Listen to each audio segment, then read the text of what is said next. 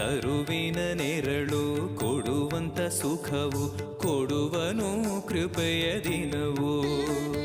ಸ್ಥಿರ ಇರುವ ಮನ ಎನಗಿರಲಿ ಶರಣಾಗತಿ ಎಂದು ಬರಲಿ.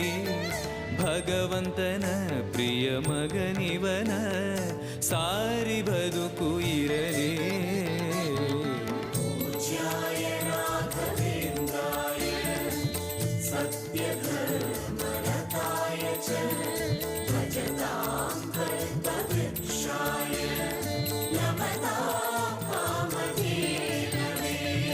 ಆಲಯವೆಂದರೆ ಮಂತ್ರಾಲಯವೇ ಬೇರೆ ನಾ ಅರಿಯಲಾರೆ.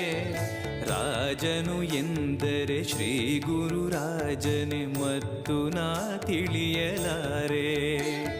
ಆಲಯವೆಂದರೆ ಮಂತ್ರಾಲಯವೇ ಬೇರೆ ನಾ ಅರಿಯಲಾರೆ.